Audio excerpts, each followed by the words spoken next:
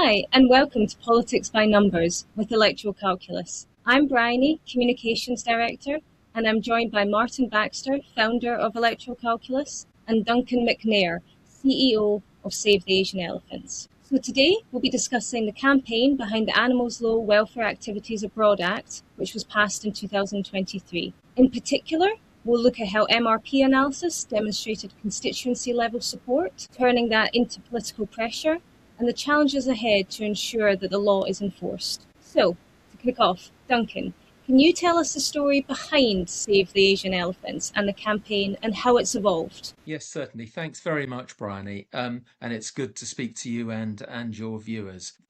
I can pinpoint precisely when this campaign really took seed. It was indeed, I know the date, 27th July 2014. I went on my first visit to India because I was concerned with a background, to some extent, in animal welfare alongside my legal career, to engage in another project to try and alleviate the problems that animals experience, particularly in captivity. I went to India because I'd heard terrible things about the plight of Asian elephants in tourism. I tried to plan the trip carefully. And that date I mentioned was the date on which I first saw the appalling practice known as pujan, a Hindi word meaning breaking of the spirits. And that is the extreme violence committed upon baby elephants who have been generally unlawfully poached from the wild, beaten up, stabbed and abused in every possible way, starved and dehydrated, to break their spirits for easy use in tourism. This is a ubiquitous, commonplace activity that tragically happens right across Southeast Asia every day, all the time, to break young elephants so that they become pliable and compliant for use in tourism, so much of which, I might say, is promoted in the West and not least in the United Kingdom. That's when it all started. I could not believe what I was seeing. Baby elephants screaming and crying as they were beaten up and stabbed in front of their mothers very often. I felt I had to do something. And so, Duncan, you actually took your outrage about what you saw there on animal welfare in India, but you translated it into an effective campaign to get legislation passed. So how did you approach that? Well, I first of all took the view I wanted to find out a lot of facts. On my return to England after that first trip, I made a beeline really for all the big animal protection charities I knew of, principally focused in and around London, to ask what were they doing. It seemed their policy, generally speaking, was to travel companies to refrain from advertising or from promoting such places. But that was not working, and that had been the problem for the decades ever since the explosion in package holidays in the 60s that gave rise to this demand for access in tourism to elephants and indeed other vertebrate species. And I took the view, with by then many decades of experience in the law, that the compulsion of law was an absolutely essential ingredient to stand alongside any urging and encouragement and exhortation to travel companies to do better. Because without that, the first had proved to be wholly, almost totally ineffectual.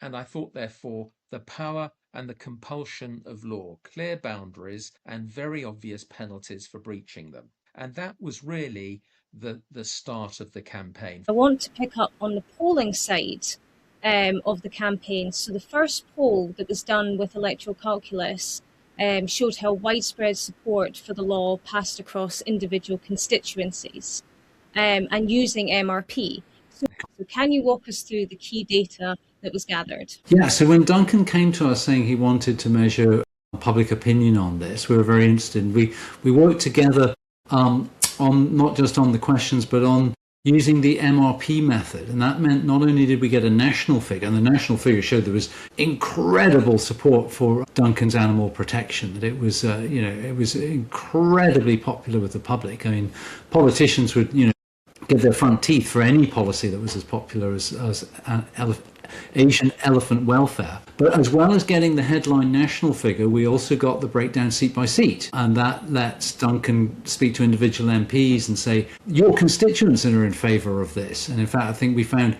absolutely every constituency had a majority for this. So it wasn't just something that was concentrated in parts of the country. It was widespread across the whole country. So, but obviously the polls was just one part of it, Duncan. I mean, you did, which is an immense achievement, which is to get legislation passed. So as well as our polls, how else did you manage that? Well, let's step back a moment. My belief, my essential belief, not particularly as a lawyer or anything other than as a citizen, is that in a functioning democracy, a good and meritorious cause that is persistently advanced and with high public support that's demonstrated to be sustainable will, over time, prevail. That is my view, and it has been for ages. It's of course important that each and every one of those ingredients is in play simultaneously, and that, you will note, is high public support. But demonstrating that high public is durable and resilient as the world moves on and changes.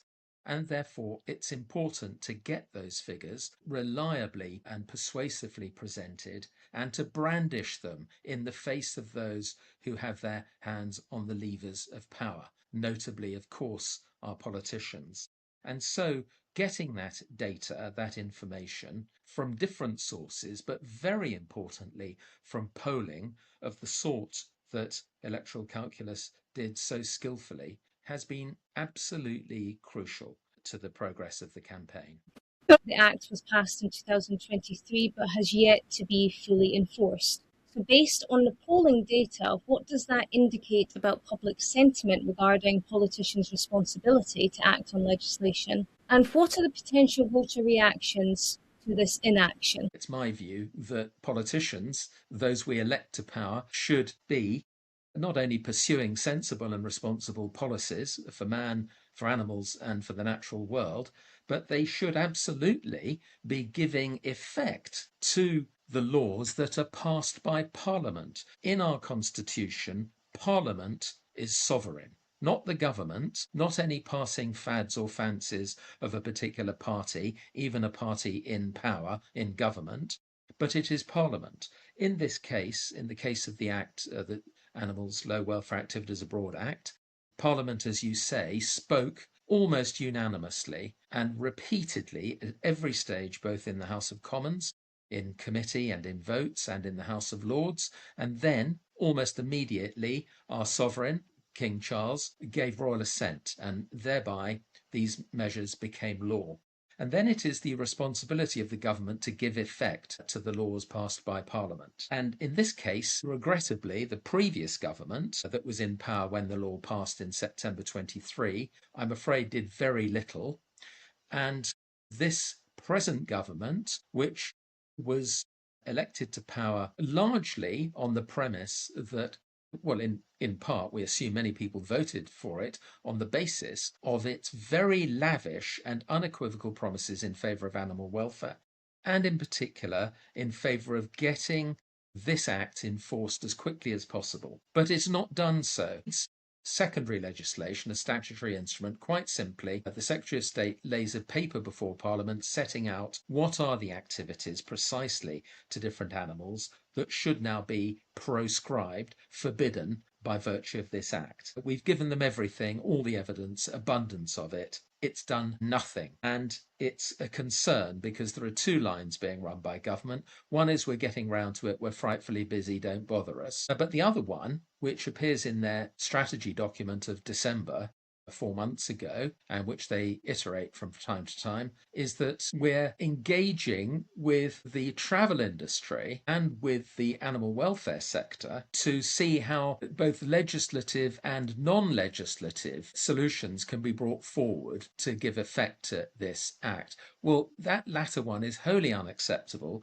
Now, you ask about the effect of voters. Well, your own very helpful polling at Electoral Calculus has demonstrated overwhelming support on the part of the British people that government should indeed give effect to the law of Parliament. 91% indeed, in the latest poll in July 25, barely 9 months ago, said precisely that. So in a slightly strange position, you've got legislation passed, which is a massive achievement, which technically authorises the Secretary of State to take action without compelling them. And the Secretaries of State, both of Conservatives and Labour, have not yet taken action, despite the fact that public opinion is very strong that they should. yeah, and it's a great concern that their position is, as it were, so divided and unclear. What are they really doing? And with great respect to government, what on earth are they doing consulting with the very commercial interests whose wanton behaviour has given rise to the need for this legislation in the first place? It should now be for government giving effect to Parliament to get these activities clear and to implement the law, to implement it and then to enforce it. Two slightly different things. It's not even implemented yet because government has done nothing. I represent, and indeed I lead, a coalition now of 150 animal protection charities, and I think they would be stupefied to hear that they are being constantly called to discussion with government about how to give effect to this act. That is not the case at all. I don't know what they're doing, and we've asked many parliamentary questions to which we've had hopelessly inadequate answers as to what are they actually doing and with which travel companies or travel industry members are they consulting, and we've not even had an answer to that. I'm just wondering, Duncan, whether some of the countries affected have been lobbying the government to slow this down. Have you heard any whispers about that? Well, you mean people abroad having lobbied the Westminster government or their own government? Yes, the foreign governments abroad lobbying Westminster government, lobbying the foreign. They may have done.